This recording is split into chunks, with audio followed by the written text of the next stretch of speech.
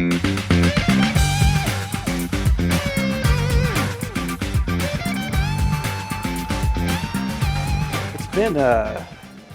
been a minute since you and I sat down on a stage together. It's been a couple of years. It was pre the world exploding. Yeah. Yeah. I was still at my previous job. Oh yeah, I think you're probably at a point where you're kind of about to jump, but obviously couldn't talk about it on stage quite yet. Yeah, probably. Yeah. Something that I just learned about you is that you dropped out of business school. Was it a bad fit? Was it not working out for you? I was playing a lot of League of Legends when I was in university, and there weren't enough courses on video games. I grew up in Sweden, in Stockholm, but I was born in China, and as I was growing up, I always read in the news about the Chinese economy growing really quickly. This was like 2006, 2007. Yeah. And so after high school, I moved there for a year just to check it out, like how does it look like on the ground. And I was really excited by what I saw there. So when I went back to Sweden to go to uni, the principal met every student on the first day, like as an onboarding, like get to know each other. And I was pitching him like, you know, the big things that are happening right now. It's e-commerce, it's tech startups, it's the Chinese economy. League of Legends. And he just didn't really care that much. So I spent 3 years there. It's the best business school in Sweden, probably one of the best in Europe. I just felt like we weren't really set up for success. We weren't being set up to be the business leaders of the future. And I was kind of arrogant and lazy, so I wanted to play League of Legends. But the excuse I gave myself is if I become famous in the future, the school should not get credit. Right? So that's why I didn't write my... You don't have to send them money later. Yeah. So 3 years, is there anything that you learned in that time that was actually applicable to what you do now? I was running a side business. Okay. Yeah. But that wasn't that wasn't like a class project. No. I don't know. That's fine. Yeah. I mean, you stuck it out for 3 years, but it sounds like you were disillusioned on day one. Yeah, I was doing other stuff. Okay. Yeah. Yeah. I had my own online business and playing a lot of computer games. So how did you go from playing a lot of computer games and dropping out of business school to hooking up with Oppo? I really wanted to move here to apply for YC. One of my friends that I got to know on the internet back then is called Josh Buckley. He was the youngest founder to get into YC back in the day, I think 2011 batch. And I'm like, yeah, I'm going to be like him. I'm also going to apply for YC. And this was a time when the consumer internet companies got really big, like Facebook. Yeah. And then You were looking at like apps, like social apps? This was pre-apps. This was like consumer web. But you were thinking social media at the time?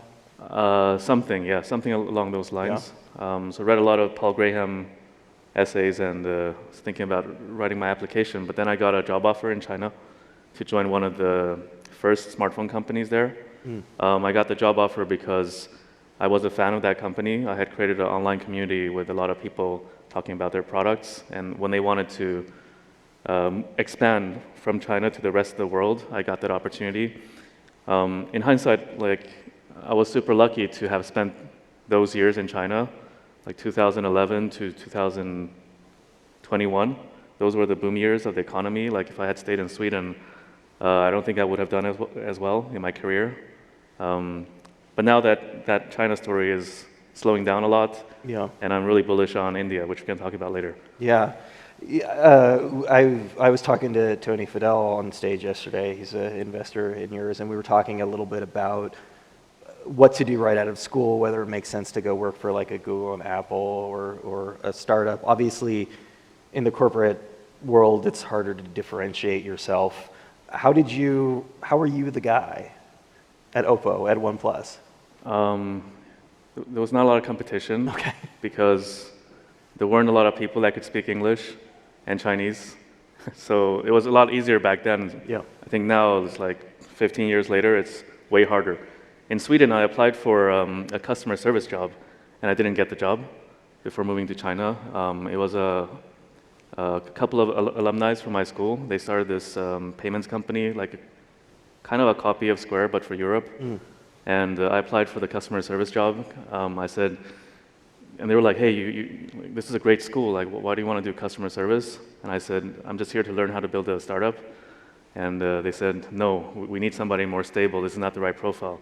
But we went full circle because they're also seed investors in Nothing. Yeah, I wanted to talk about that. I mean, you went the full VC route this time, and I assume that that was a very different experience than doing it again under this large corporate umbrella. How difficult of a sell was a smartphone company in 2020? I think we were lucky, right? It was ZERP, so raising money was a lot easier back then. But I think especially the earlier rounds were quite quick and easy because in the early rounds, investors typically look at the founder and the experience, and we're a team that has experience from the past. Yeah. So it was relatively easy. Later rounds are more about the real performance of the business. So it depends on how things go. I think for us, this year has been a great year. So I think it's going to go okay. Knock on wood. Let's talk about those numbers. I mean, those were just released today. You had some tremendous growth over the past year. Oh yeah. So today we saw the Q3 numbers from the India market for smartphones. Yeah. And it said that we're the fastest growing brand for 3 quarters consecutively. We grew more than 500% year on year for Q3. And it's the first time we entered the top 10 market share list as the lowest one. Yeah. So good numbers overall. Yeah. How important is India for you? It's very important. It's the biggest market for us for smartphones. Oh. So our business is almost like... What do you like... attribute that to? There's actually not a lot of competition. So if you think about it, 80% of the market share in India are these Chinese smartphone brands.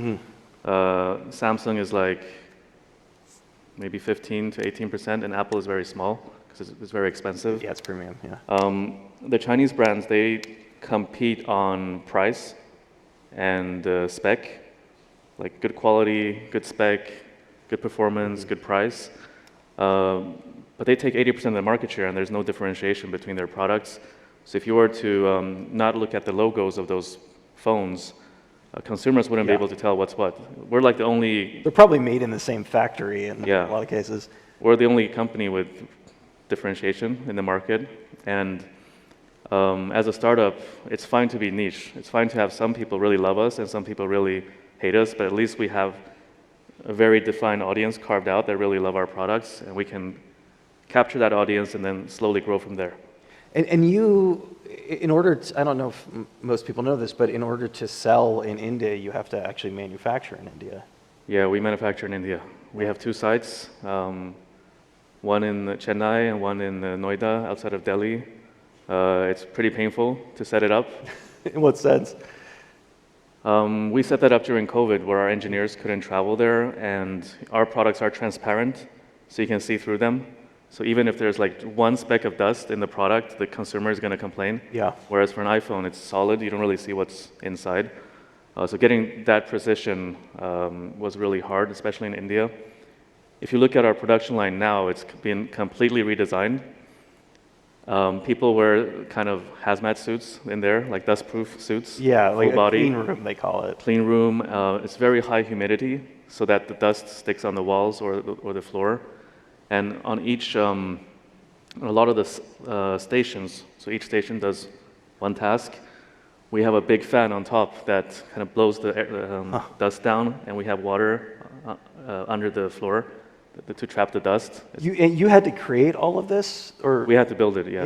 Yeah. It's somebody else's factory, but they didn't know how to build a production line for transparent products. Is that? I'm not that familiar with. Is that a standard solution for transparent products? There's some like professional language. It's something standard. certified. Oh, no, I thing, mean, just yeah. mean in the sense like, how much of that was sort of innovation on your part and how much, are there factories in the world that are doing something similar to that? I'm not sure actually, because there's not a lot of companies that do transparent products. Yeah. And I saw that there was some product recently.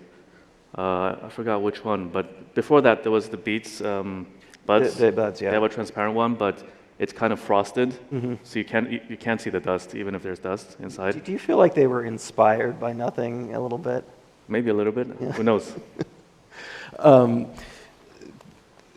So, in a sense, you had to really sort of start over with the supply chain. Obviously, like you had some experience, but again, you're coming from this large corporation that has a lot of access. Yeah, I think that's a common problem for folks coming from big tech companies and Yeah. starting new companies. We thought that we had industry credibility and the suppliers would want to work with us, but that just wasn't the case.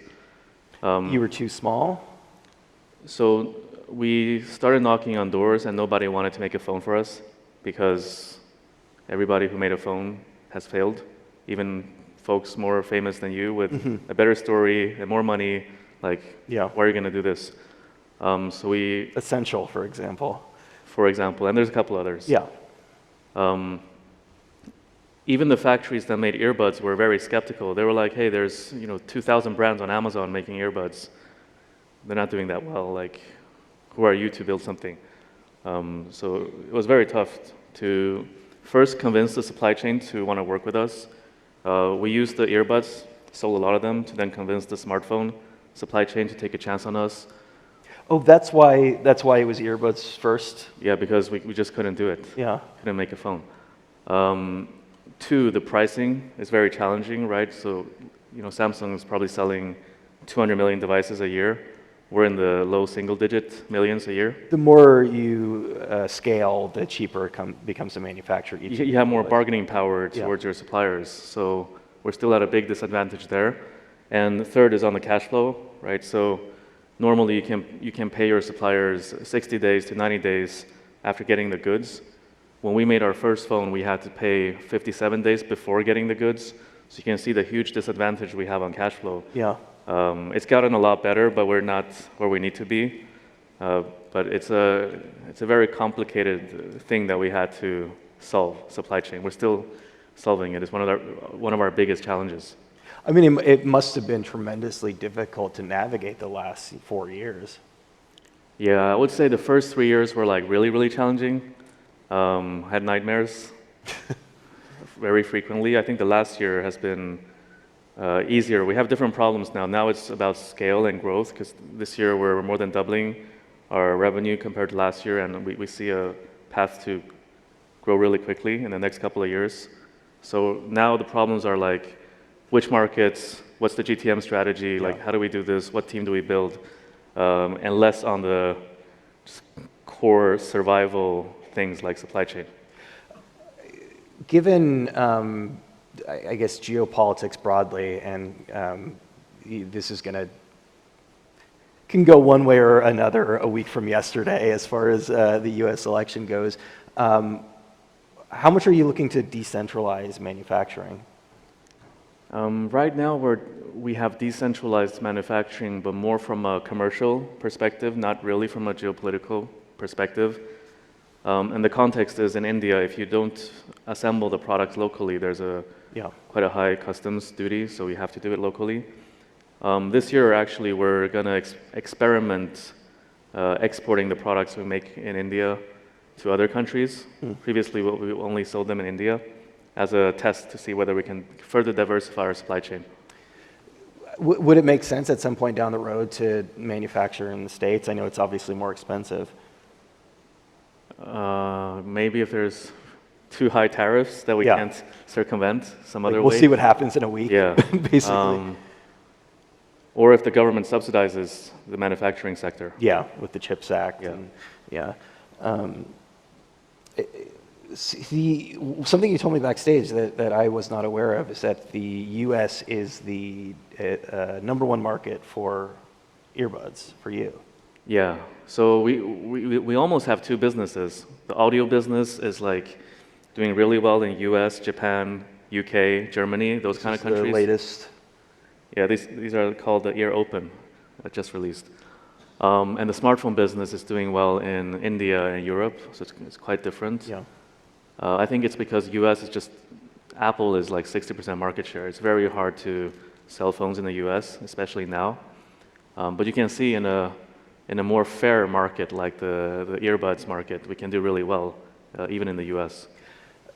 One thing that OnePlus did tremendously well was like break into the US market, which is like infamously difficult to get into.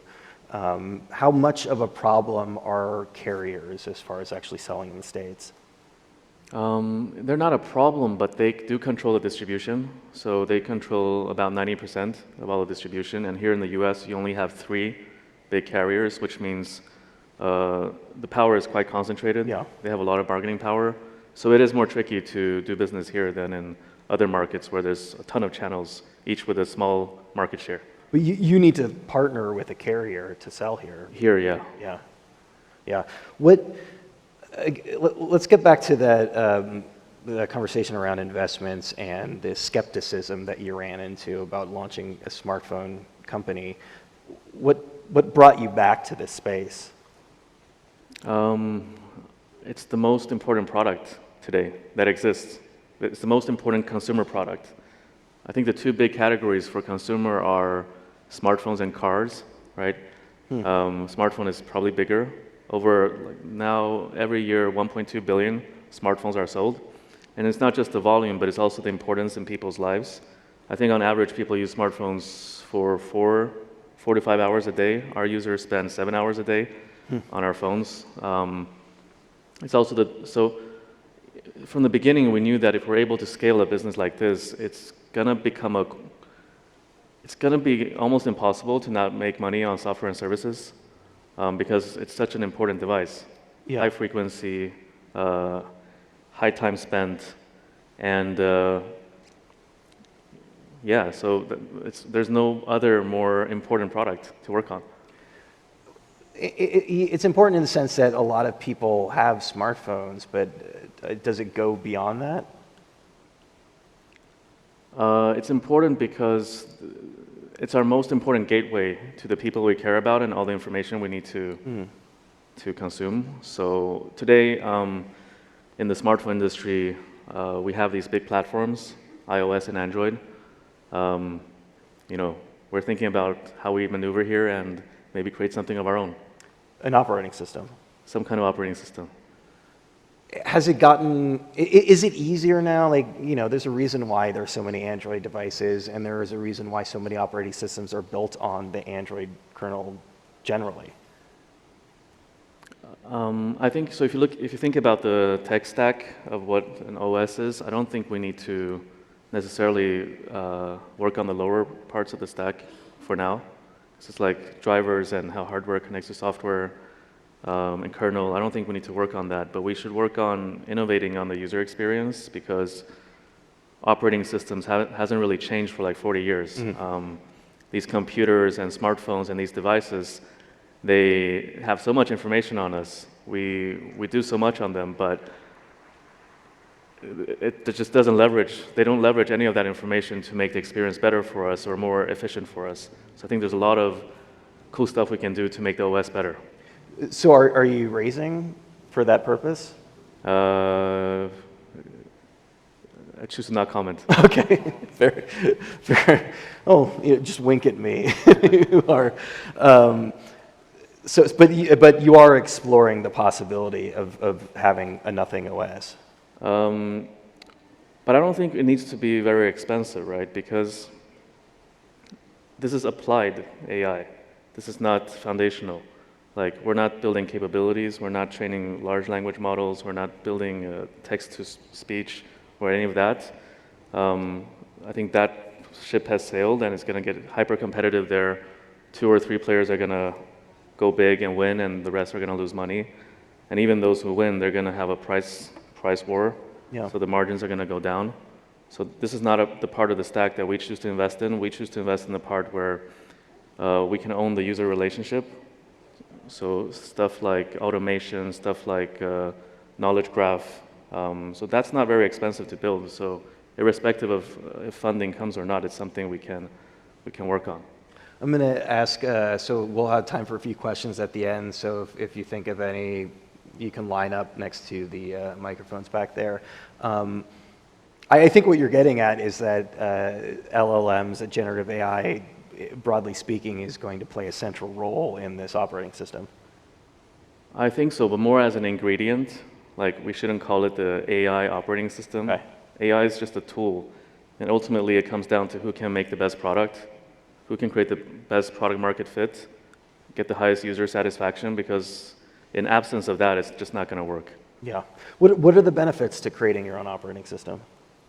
You get to make more impact on the world. Like, now you can make bigger impact on the software side, and change how people use their devices.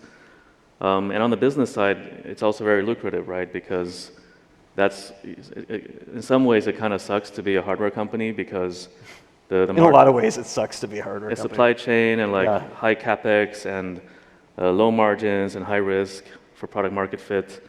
And in a lot of ways, having some software revenue is a lot more comfortable. Higher margins, higher moats. But I think the most important thing is still to satisfy the consumer and making the best product, because without that, none of the other stuff is going to happen. Yeah. And just wild speculation on my part, but again, when we get back into the subject of geopolitics, having a device that doesn't have a Snapdragon in it and isn't running Android opens up the potential for a giant market. I think about geopolitics in a slightly different way. So I think number one, a lot of people are thinking about a similar operating system. Number two, you have an AI-based agentic, personalized operating system. Two, you have to have a smartphone business to build an operating system like this, because it's the most data-rich consumer device that currently exists. So therefore, given geopolitics, the platforms are going to decouple, right? We already saw that in the consumer internet age between China and the rest of the world. So outside of China, there's only 4 companies that can make phones. That's Apple, Samsung, Google, and Nothing. So I don't think there's going to be a lot of people trying. So that's how I think about geopolitics, being one of the only players that can take a shot at this. One of the things we were talking about when we were discussing the open-ear headphones, so if you don't know, they don't go into your ears like other earbuds do, and a lot of it has to do with situational awareness. So, you're walking down the street or running or riding your bike. But something you said to me backstage that was really interesting was almost the audio equivalent of augmented reality and the role that generative AI is going to play in that. Yeah, I mean, if you wear this, you almost forget that you're wearing it after some time, because they're super lightweight and they don't sit inside of your ear canal. Yeah. And the battery is bigger, so it's like full day battery. So I think this is a very natural device for speaking to some kind of voice assistant in the future. And our idea for the operating system is not a device-specific one, but one that kind of is context-aware of what different products you have available and will render itself differently based on that. How are you using AI now? Now we're just doing fun stuff. So now we have a newsreader, like a widget on our phone, which it's our CFO's voice. It's a British man reading the news every day, stuck there. That's the first thing we shipped. So start with things that look funny and look like a toy, and then go more serious over time. What did you think of, so Apple Intelligence officially released on Monday in general availability, and they've taken a very Apple approach. We're talking about building something around the user experience, and they're doing this small model, right? So one of the big issues with generative AI is giant black box, and that's why people are building nuclear reactors, because it just sucks up so much data. Do you feel like moving ahead that your approach would be closer to an Apple than a Google? I think neither, because they're both very big. iOS is more than 1 billion users. Android is more than 3 billion. So they have to be very careful in their product roadmap. Every change is going to be extremely confusing to a lot of people. And those products are highly profitable, so giving up the current business model to pursue a new one is going to be quite challenging from a business perspective. So I think we shouldn't really take much inspiration from what they're doing and go much faster into the future than And they are. partnerships would be a big part of that, I assume. Like working with like hypothetically an open AI or even a Google Gemini. Yeah, in April this year, we launched the Nothing Ear series. That was the world's first ChatGPT integrated earbuds. Yeah. You need to have a Nothing phone to connect it to. But yeah, definitely partnerships are going to be very important, especially on the capability side, the side that we're not investing in. Great. We've got time for a few questions, so we'll start with you.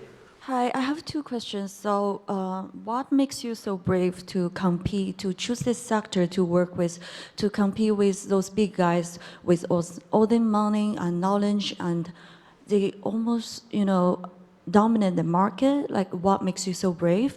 And then when you start the business, you're facing so many challenges. How are you so confident on making profit on the business you choose?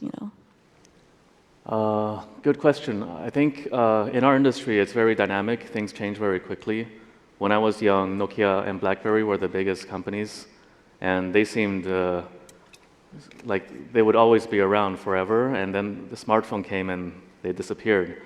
And now we're sitting on the cusp of a new technological breakthrough for humanity. And I just find it